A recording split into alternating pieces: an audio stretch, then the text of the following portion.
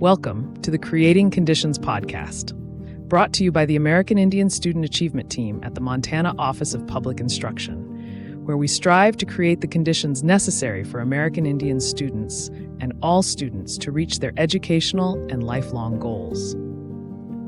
Creating Conditions emphasizes the proactive effort of shaping an environment to facilitate a desired outcome. It involves recognizing that success often depends on more than just effort. It also depends on the surrounding circumstances. Our team believes all Montanans stand to benefit from the Indigenous knowledge that persists today. We are dedicated to serving all students through the creation and implementation of Indigenous whole child supports. No matter where you work or what populations of students you serve, we are so glad you are checking out our podcast because all students attend school as whole people and whole learners. Shoraja, Bazolabajay Galawish, Hukbi Absalaga, Chekdiawagam. Good morning, greetings, my friends. My name is Crystal Hickman. My Crow name is Watches the Buffalo Go By, and I am a member of the Absalaga Nation or Crow Tribe, and a member of the Big Lodge Clan, child of Whistling Water. And I'm Michelle Henson. It's good to have you join us. I work alongside Crystal as a Tribal Student Achievement Specialist, and we're really lucky today. We have a guest with us for episode 4 of our podcast. So, Mr. Mike Jetty, would you like to introduce yourself? Sure. Well, Hamitaki Api, Yuha Chante Waste Napet Chuzap Pado, Wambali Snala Mielo.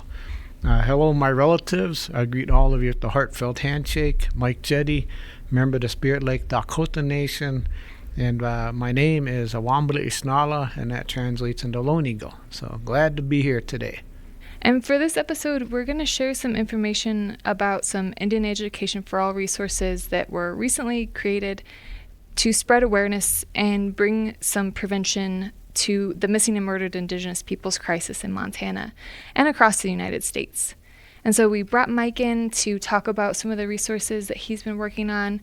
And we want to transition into talking about one caring adult, because that's really what it comes down to when we think about the best ways to prevent missing and murdered Indigenous people or any myriad of negative outcomes that we're hoping to prevent for our students.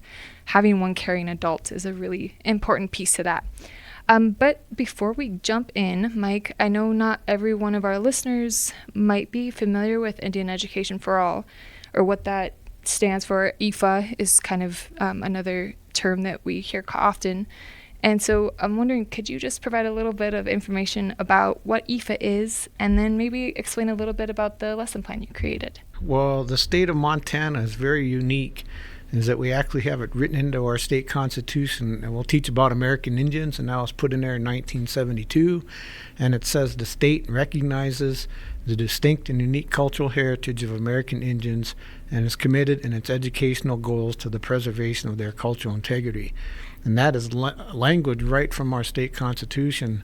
But then in 1999, there was legislation passed to reaffirm that, and that says, every Montanan will learn about American Indians in a culturally responsive manner, and that legislation is referred to now as Indian Education for All. And so every student in every school across the state of Montana is going to be encouraged to learn about American Indians in an authentic manner. And so we work with teachers and schools and tribes to develop culturally relevant curriculum and professional development resources for educators so they can, teach about American Indians in a culturally relevant manner. So, and then we embed Indian Education for All throughout all of our content standards and our accreditation standards. So basically, Indian Ed for All is, providing an Indigenous perspective in our schools regarding contemporary and historic American Indian issues. So that's Indian Ed for All in a nutshell. Impressive. I'm glad you were able to. None of this is scripted. He has nothing in front of him, so that's an impressive. I'm impressed by your ability to recall all that word for word. And Mike, I know there's a lot of lesson plans available on the OPI website, lots of different subjects, and like you said, aligned with the content standards. We're hoping to focus in, as I mentioned, on the MMIP resources that were created. Do you want to share a little bit about the resource that you just finished up? Sure. And what got this resource started off was we got a call from an author, activist, tribal member from Rocky Boys, Jennifer. Murphy. Yeah, Jen Murphy. And she's been really instrumental, a point person with the MMIP. And so as a result of that, we started talking about developing some curriculum. And Jennifer actually came up to Helena, and we did an interview with her and just got her perspective on, the issue and how she's been involved with it. And so then we talked about creating a lesson plan around the issue. And so we have a couple different versions of the MMIP lessons, one more for high school, one geared more towards elementary, but it could be adapted for lots of grade levels. And so the high school version of the lesson is more about students researching the issue. We provided some really good resources that are, accurate and authentic. Students can go in, analyze the issue, research, write about it, and, say what could they do, to assist in this effort, even if it's just promoting awareness. So, and then like what Michelle was saying earlier, those students too can think about their own, personal safety plans and what's that mean for them, and, how to watch out for your fellow classmates and family members, and just to make sure everybody has a safe and supporting, secure environment. So, but that lesson plan for the older students, it's more about supporting, academic standards for research and writing and collaboration and maybe their presentation skills. So those academic skills get reinforced as they're learning about this important topic in Indian country. Thanks, Mike. And I'll talk a little bit about you mentioned it, but the lesson plan that I took a larger role in stewarding. But I also just want to share some of the motivation I had behind this lesson. A while back, before we connected with Jen in working with some of our students that participate in our RISE group, it's our RISE Native Youth Leadership Group, I worked with students who were talking about they had text messages saved from one of their friends who at that time was just missing. Later ended up she had passed, and I just was really motivated from that experience talking with students that was something that they were dealing with in their I never dealt with that as a high schooler, I guess is kind of where I'm getting at, and it felt I felt this tug that I needed to do something more because I felt like it was the real lived experience of these students, and it needed to be something that was more on our radar as educators, as people who support these students. And so I was really glad to be able to work with Jen Murphy and her book, More Like Her. And so the lesson plan that we were able to put together, it does focus, and it's around missing and murdered Indigenous people, but it would be really relevant for any population of students.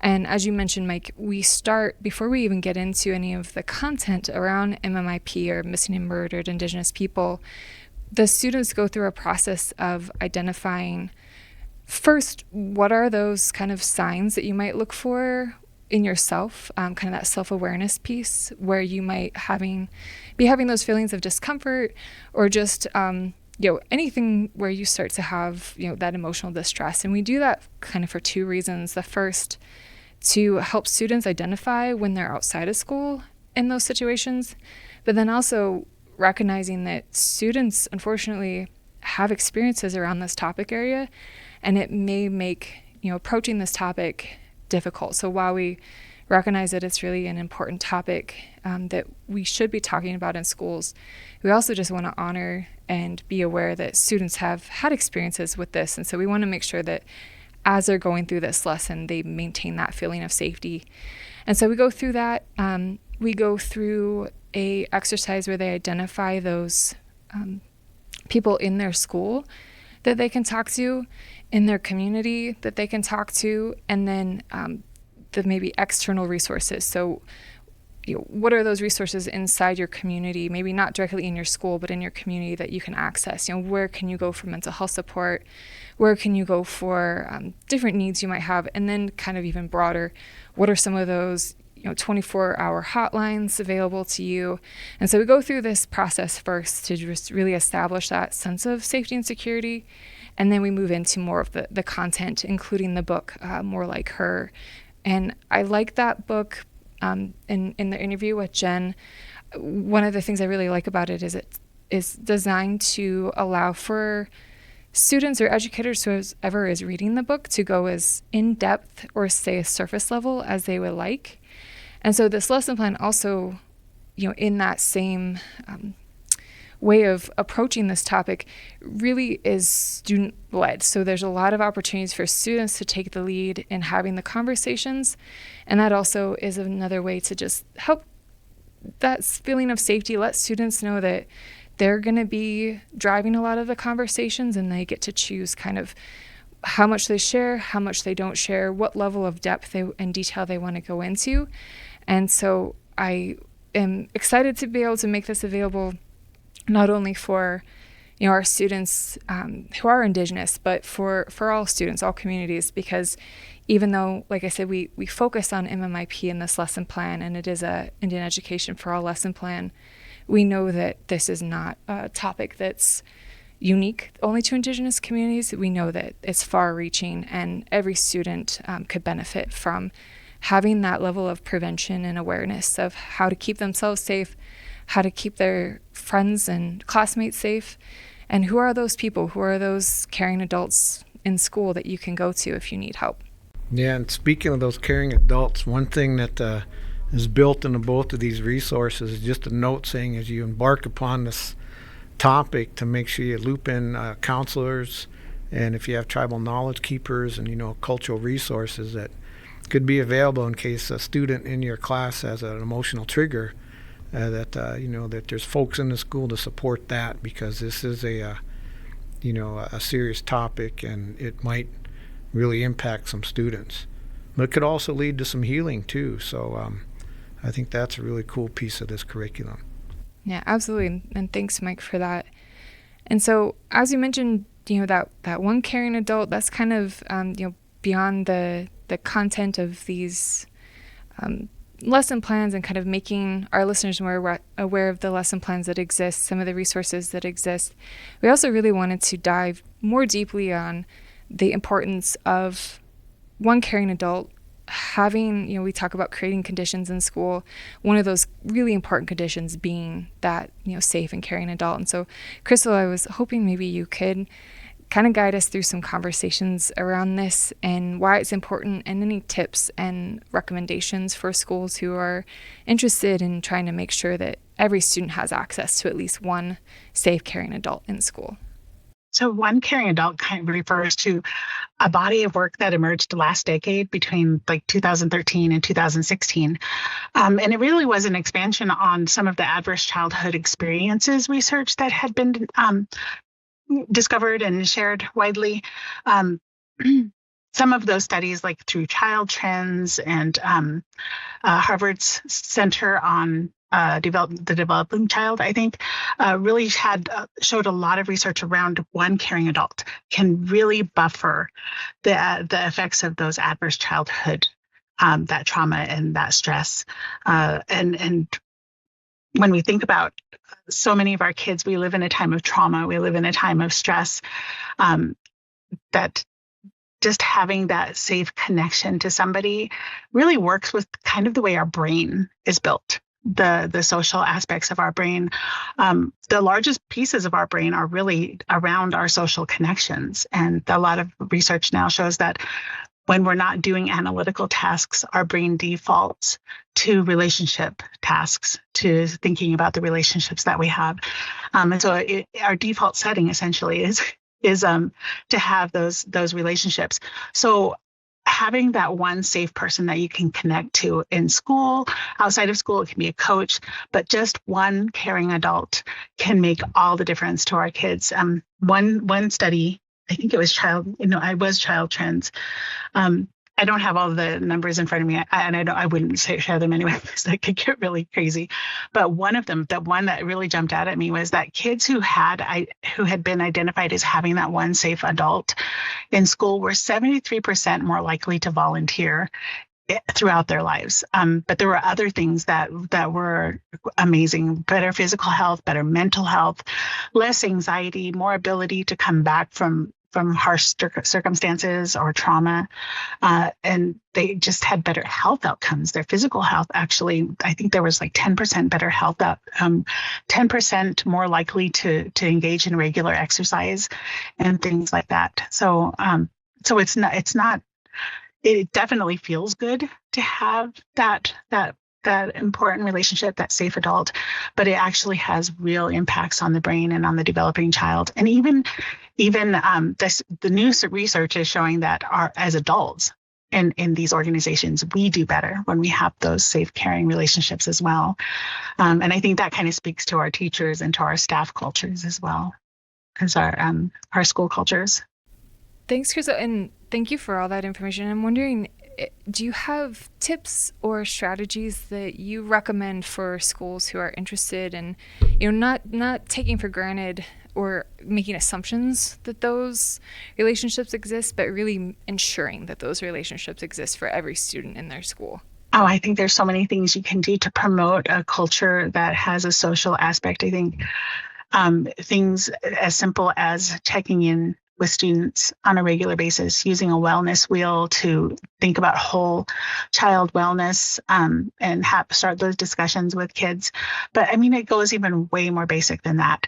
Our policies, the time that we spend working with kids individually. There's a concept called serve and return in a lot of the research, the social research, and that is that it can be as simple as making eye contact and smiling back. That's a serve and a return. If somebody smiles and you return that smile, that is a very important social interaction that can be the beginning of some of those buffering relationships.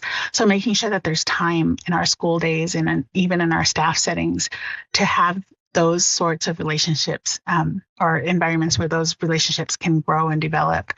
And I know we all talk about not having enough time to do things. But when we trust each other and when we know each other and on a social level, everything goes much easier. And I would really recommend looking into restorative practices in our schools and helping our students understand that building community isn't something that just happens. It's something that we do, and we do it. If we do it purposefully, it can be an amazing way of building community, of building a culture that is safe and supportive in your schools. Thanks, Crystal, and I'll make sure Mike has an opportunity to respond too. But another thing I have heard and read a lot about is this concept of relationship mapping. And often that involves, you get a list of all the students in your school, you have staff go through and the staff indicate if they feel like they have a positive relationship with that student. If any students are identified as being without that positive relationship, there's concerted effort to build it.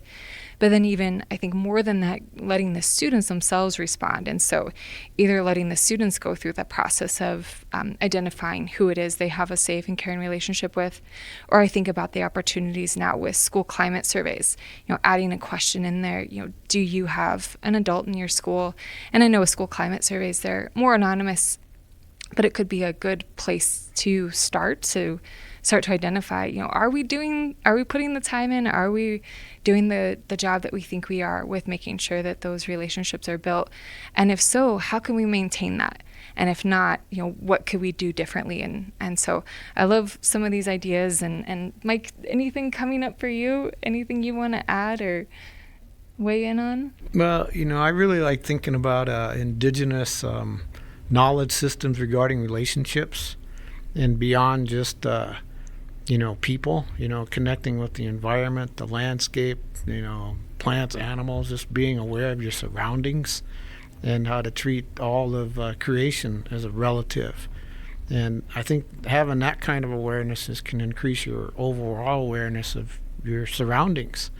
You're observing, you're paying attention. So I guess, thinking about listening skills as an important part of relationships and whatever we can do to reinforce that, and as observation skills, but thinking about indigenous perspectives and knowledge systems about how that was just a natural thing that was done, and how can we get back to that and be really intentional about it, because Some kids haven't had that experience. So what can we do in schools to really, develop some of those skills, whether it be listening or empathy or, just working together.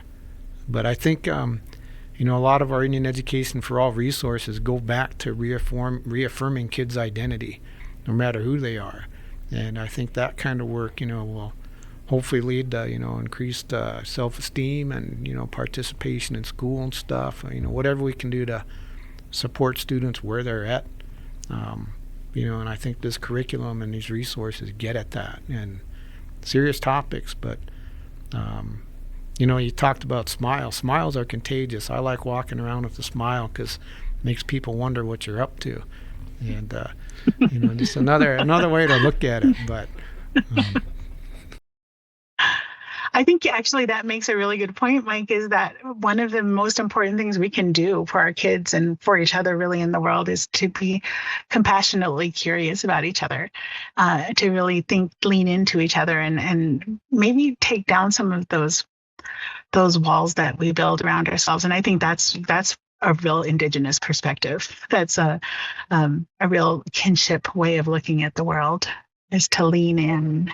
When the world tells us don't get too messy, we should maybe get a little messy sometimes. Don't forget about the role of humor in healing, so in those relationships. Oh yeah, definitely. Yeah.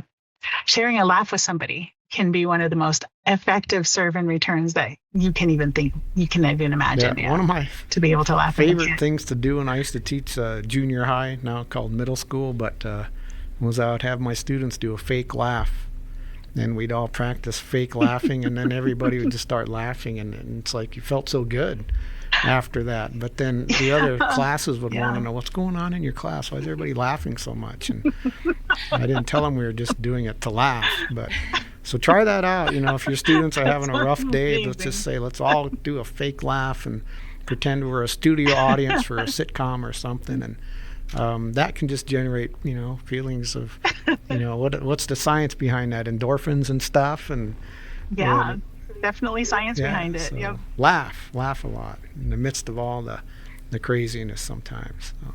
Well, and that's a perfect segue into kind of our teaser for our next episode, because episode 5, we're bringing Mike back on again, and we're going to explore a deeper understanding of sort of that relational viewpoint, and specifically explore, Indigenous views on kinship, family ties, and also explore how schools can really be supportive of those views and constructs and understandings of family from an Indigenous lens. And so thanks for being here, Mike. We appreciate it, and we're excited to have you join us again for episode 5. I guess that's assuming you're agree to that.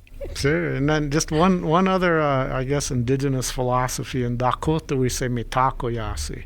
Mitakoyasi means everything's connected and we're all related. So how can we live up to those philosophies of mitakoyasi and promote them in our schools across the state? So let's all be a good relative. We are one. Okay. Well, thanks, Mike, and thanks, Crystal, and thank you for listening and checking out our podcast, and we look forward to talking with you again. Thanks for listening to the Creating Conditions podcast from the American Indian Student Achievement Team at OPI. If you enjoyed this episode, please follow, share, and leave a review. And keep joining us as we work to create the conditions every student needs to thrive.